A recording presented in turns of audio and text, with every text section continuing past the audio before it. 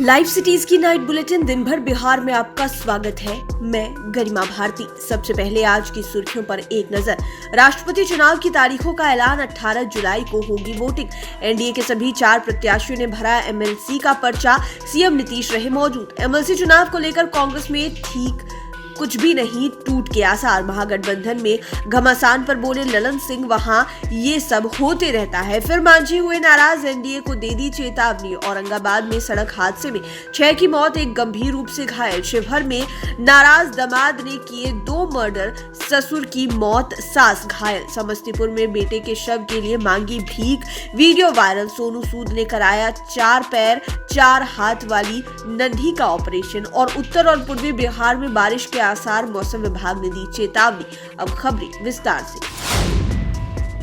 देश में राष्ट्रपति के लिए चुनाव की तारीखों का ऐलान निर्वाचन आयोग ने कर दिया है। आयोग ने कहा है कि 29 जून तक नॉमिनेशन किए जा सकेंगे। 18 जुलाई को चुनाव होंगे और 21 जुलाई को रिजल्ट का ऐलान किया जाएगा।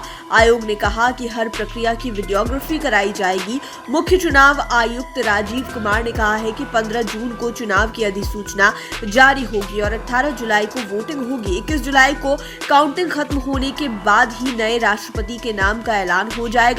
2017 में राष्ट्रपति को चुने गए रामनाथ कोविंद का कार्यकाल 24 जुलाई को ही खत्म हो जाएगा। वे देश के 15वें राष्ट्रपति हैं। मुख्य चुनाव आयुक्त ने बताया कि राष्ट्रपति चुनाव में वोट देने के लिए चुनाव आयोग की ओर से दिए गए पेन का ही इस्तेमाल करना होगा। अगर कोई दूसरे पेन का इस्तेमाल करता है तो उसका वोट अमान्य घोषित कर दिया जाएगा।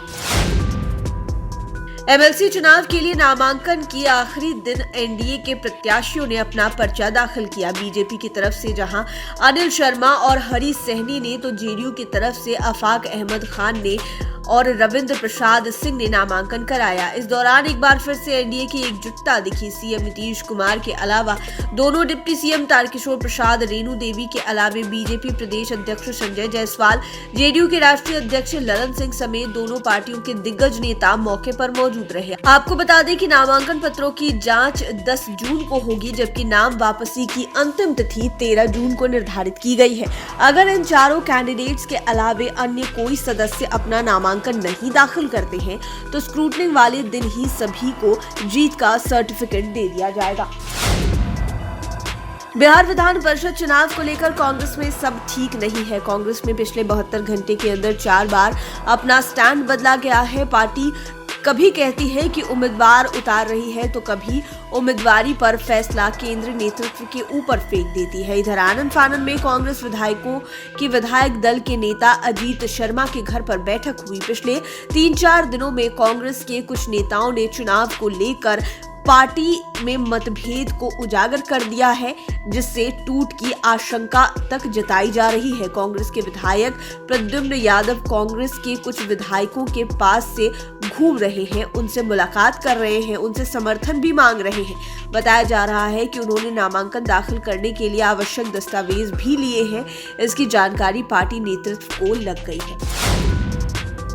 एमएलसी चुनाव को लेकर महागठबंधन में जारी घमासान पर जेडीयू अध्यक्ष ललन सिंह ने कहा कि उन लोगों में हमेशा सिर्फ फुटबॉल की स्थिति बनी रहती है। उन्होंने एमएलसी प्रत्याशी के बारे में कहा कि नीतीश कुमार ने फैसला किया है कि जो पार्टी के साथ जुड़े समर्पित कार्यकर्ता हैं उनको जगह मिलनी चाहिए, जो पार्टी का वर्षों से निस्वार्थ भाव से सेवा कर रहे हैं और अभी कुछ नहीं मांगा है, और उन लोगों को पार्टी ने उम्मीदवार बनाया है। वहीं महागठबंधन में जारी घमासान पर ललन सिंह ने कहा कि कौन अटूट है और कौन टूट रहा है उनसे पूछिए, ये उनके बीच का मामला है। वहीं उपेंद्र कुशवाहा ने कहा कि कांग्रेस और उन लोगों के ये बीच का मामला है, हमेशा सिर्फ टॉवल की स्थिति बनी रहती है। कौन किसे तरजीह दे रहा है या नहीं दे रहा है, ये उनका विषय है। एमएलसी चुनाव में एक भी सीट नहीं मिलने से नाराज मांझी ने एनडीए को चेतावनी दी है। हम सुप्रीमो और पूर्व सीएम जीतन राम मांझी ने कुछ दिन पहले ही कहा था कि उन्हें एनडीए के अंदर घुटन महसूस हो रही है। एमएलसी चुनाव में एक भी सीट नहीं मिलने पर नाराजगी जताते हुए पार्टी के राष्ट्रीय महासचिव दानिश रिजवान ने कहा है कि हम लगातार यह कहते रहे हैं कि हम पार्टी एनडीए सरकार का हिस्सा है। अगर सरकार में किसी चीज का बंटवारा हो रहा है तो हम पार्टी को भी तरजीह दी जाए, लेकिन हमारी बातों को लगातार इग्नोर किया जा रहा है। इससे हम का हर कार्यकर्ता दुखी है। उन्होंने कहा कि कार्यकर्ताओं ने जीतन राम मांझी और राष्ट्रीय अध्यक्ष संतोष कुमार सुमन को अवगत करा दिया है। दानिश रिजवान ने एनडीए नेतृत्व को चेतावनी देते हुए कहा कि एनडीए में जो भी हो रहा है ठीक नहीं हो रहा। औरंगाबाद जिले के अंबा थाना क्षेत्र में 2 जगहों पर भीषण सड़क हादसा हुआ। अंबा थाना क्षेत्र के बेला गांव के समीप उत्तर कोयला नहर पुल पर बाइक दुर्घटना में 3 लोगों की मौत हो गई। औरंगाबाद डाल्टनगंज रोड धनीबार के समीप 3 बाइक एक दूसरे से टकरा गई। टक्कर इतनी जबरदस्त थी कि एक बाइक पर सवार कैमरामैन और दूसरी बाइक पर सवार प्राइवेट सिक्योरिटी कंपनी के सीईओ की मौत हो गई, जबकि एक व्यक्ति गंभीर रूप से घायल हो गया है। दोनों जगहों पर इस हादसे में कुल 6 लोगों की मौत हो गई है, वहीं एक व्यक्ति की हालत गंभीर है। इधर जिले के अलग अलग जगहों पर हुई दुर्घटना से पूरे इलाके में सनसनी है। पुलिस पूरे मामले की जाँच करने में जुट गई। शिवहर में दामाद ने अपने ससुर और चचेरे ससुर की चाकू गोद कर हत्या कर दी। वह अपनी पत्नी की दूसरी शादी को लेकर गुस्से में था। हमले में सास भी घायल हो गई। घटना नगर थाना क्षेत्र के ताजपुर के परदेसिया गांव की है। हत्या के बाद आरोपी फरार है और पुलिस अभी तक उसे पकड़ नहीं पाई है। मृतक की पहचान अवध किशोर सिंह और उसके भाई अरुण कुमार सिंह के रूप में की गई है। वहीं जख्मी महिला की पहचान मृतक अवध किशोर सिंह की पत्नी मीना देवी के रूप में हुई है। घटना की सूचना पर पहुंचे शिवहर एसपी अनंत कुमार राय ने कहा कि 2 भाई की दामाद ने चाकू गोद कर हत्या कर दी है। मामले में फरार चल रहे दामाद को गिरफ्तार करने के लिए पुलिस छापेमारी कर रही है।